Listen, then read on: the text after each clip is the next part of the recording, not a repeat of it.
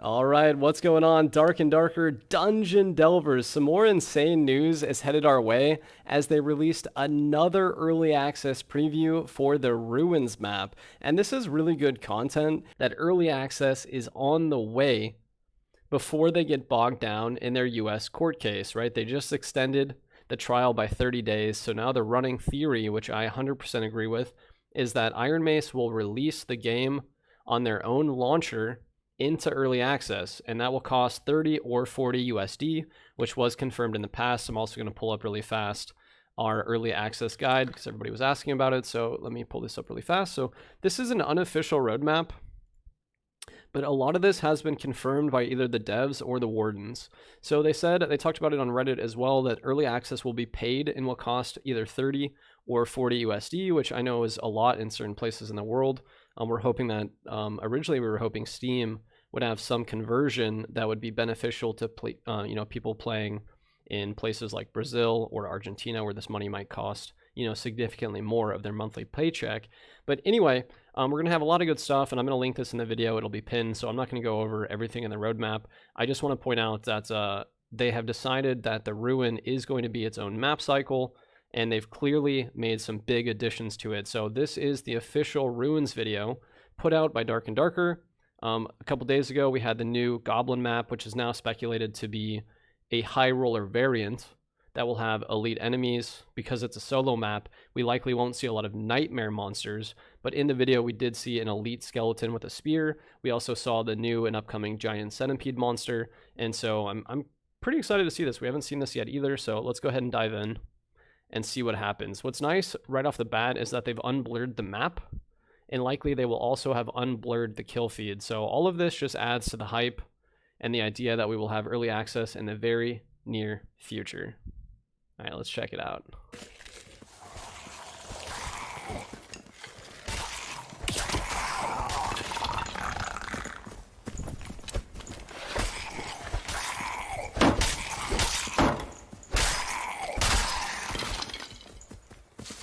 All right, so Fighter, Ranger, Rogue. That is a really interesting group comp. Not one I would personally employ, but you like to see it. We'll see what happens. I also really enjoy, this isn't new necessarily for this video, but I really love that they made the hunter traps, the ranger traps, not stackable. Because as we all know, the ranger traps are absolutely insane. Basically guarantees you a kill.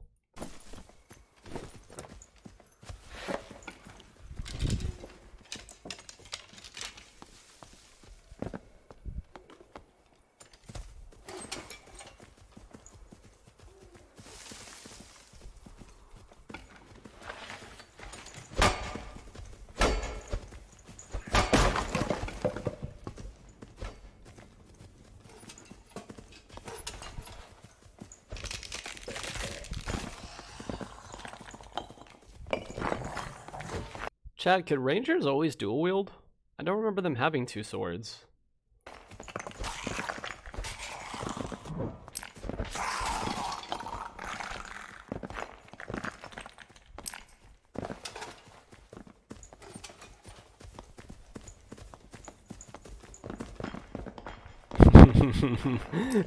They need a rogue here. They need that double jump.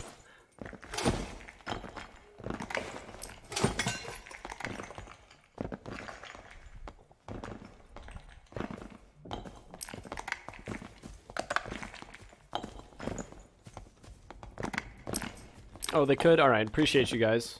Ranger is the one class that I have the least amount of playtime on.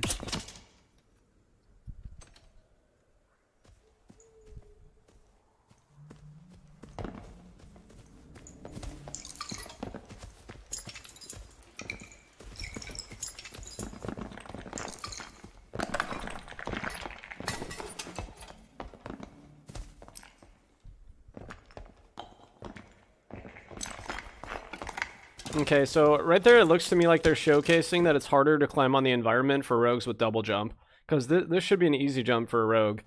Now, I will say based on this that the rogue is double jumping back to back, so a lot of people speculated we'd get a cooldown on double jump or charges that recharge over time, and here, I don't know, it looks like he's double jumping over and over and over to me. Like, there it is, back to back. Yeah, he should be able to climb onto that, unless he's just bad at jumping. I think that they probably did make a lot of the upper reaches of the map a little less rogue friendly, because as we all knew, Ruins was absolutely insane for rogues. They dominated on this map.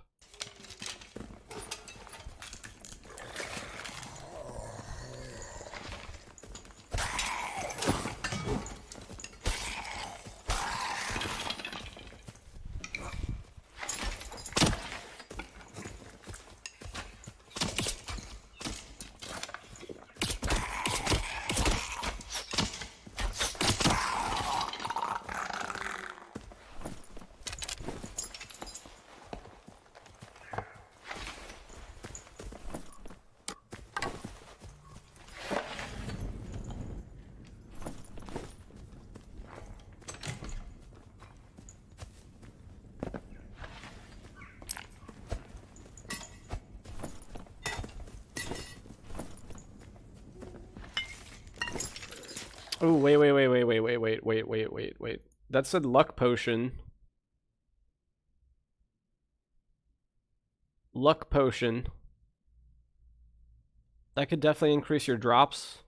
I was always feeling like this game should have some form of magic find, and we just saw it being introduced for the first time with the Bard, who had an increased chance of finding magical items and rare items inside of chests. So now it looks like they've extended that onto potions, if I'm reading this correctly.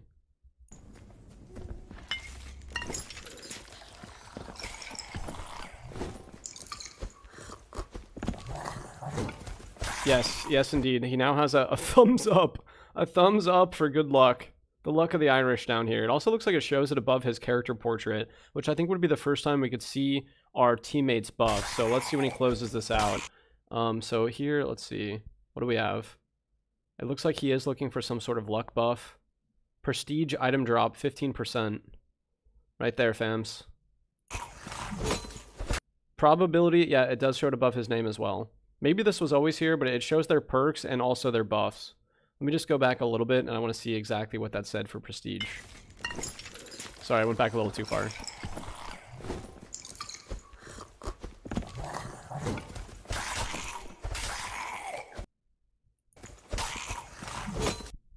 Probability of acquiring advanced items. Woo! Feels good, man. Theory crafted. Nailed it.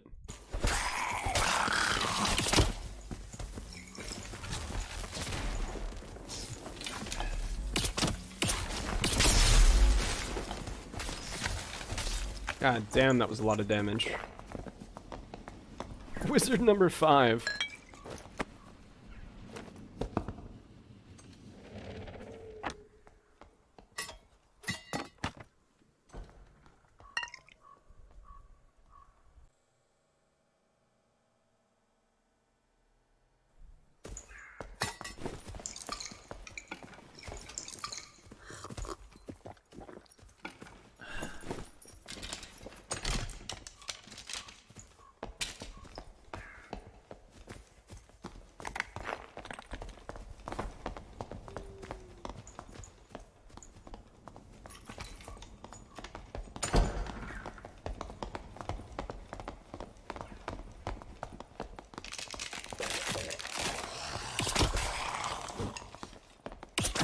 Okay, I like this new theory that's developing inside my chat. They said the numbers are 6, 14, and 21 because playtest 1 came out on the 6th. Or excuse me, playtest 4 came out on the 6th. Playtest 5 was on the 14th. Maybe playtest 6 or early access is on the 21st. So I'll have to make sure those numbers are correct.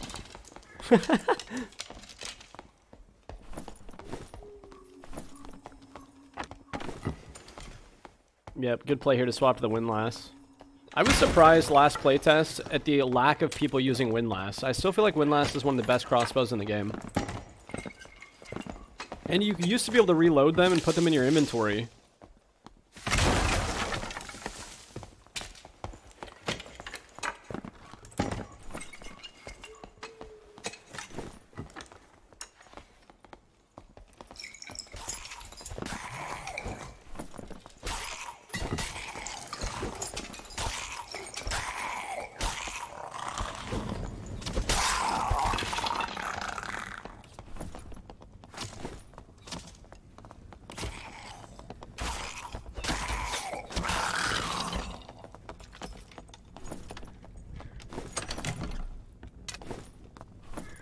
My god, somebody in the kill feed got a kill with the Viking sword. The first in ages. I hope they buffed the Viking sword. That thing was garbage. It sure looked cool though.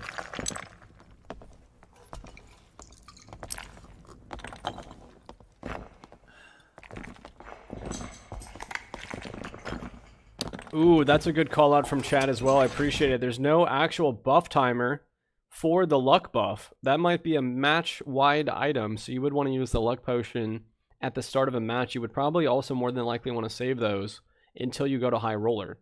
I would say if it gives a flat 15% prestige buff to acquiring higher tier items, it would also be worth at least 200 gold off the top of my head. 15% is a lot on legendaries and uniques.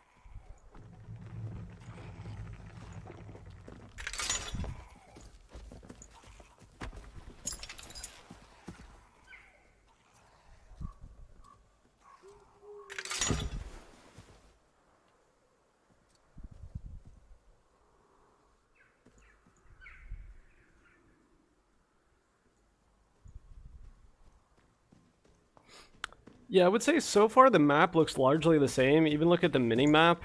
These modules look mostly the same to me. I haven't seen like a big difference in the map design at the moment.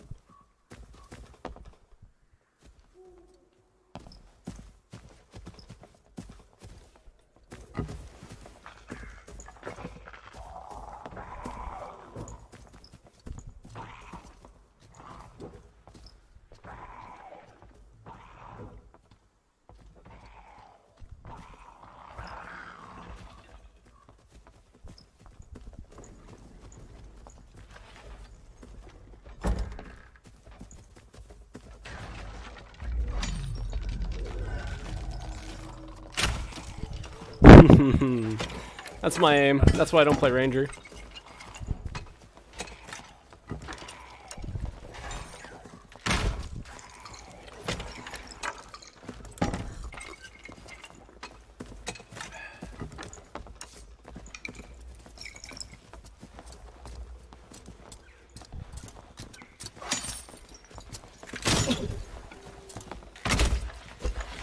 Oh, that guy's dead. 100%. Nice, into his own trap. You fucking love it. I like that they brought the skill check back, though. I really liked the skill check for hunting traps, and I think it's awesome that they're back. It is a little broken that you have to do it, but...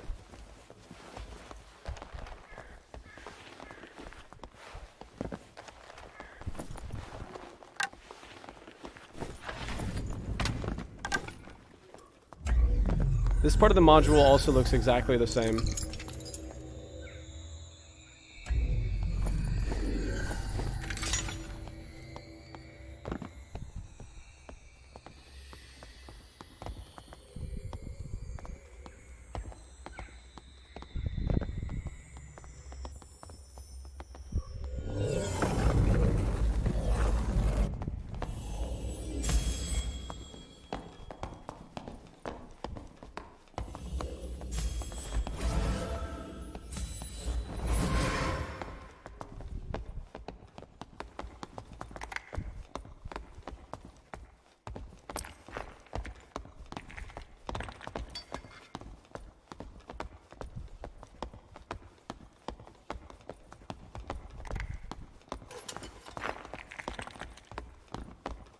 The Stormline is a giant bright white wall now.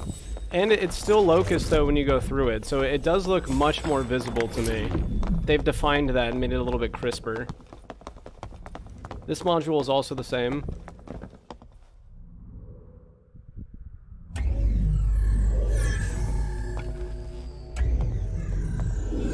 God, I hope they add a boss to Ruins.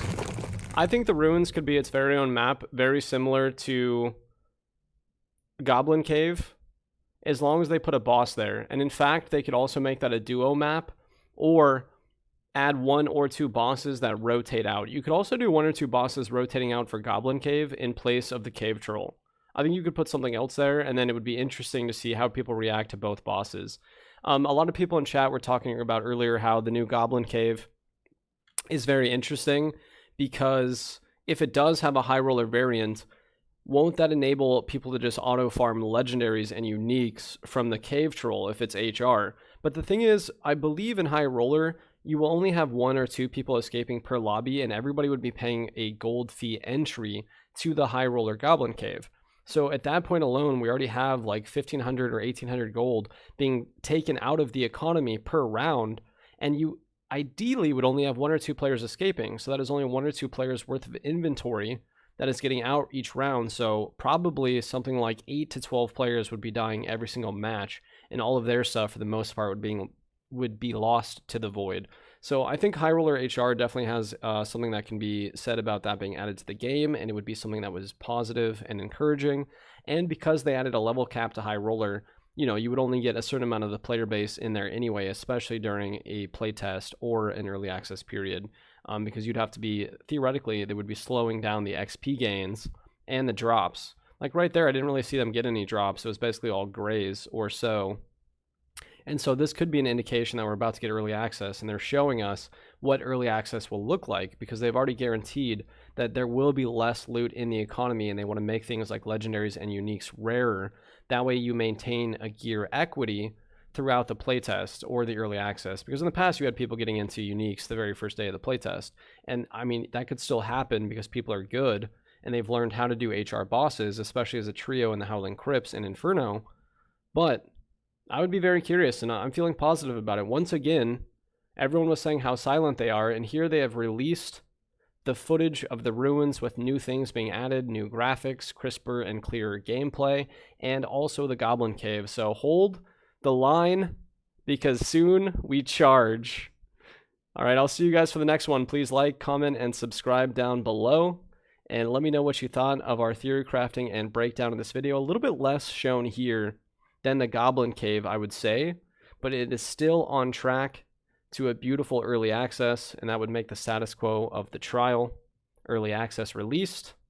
Ironmace would say keep early access going, and Nexon would counter and say take early access down. So we will see what happens from here, and I'll see you all for the next one.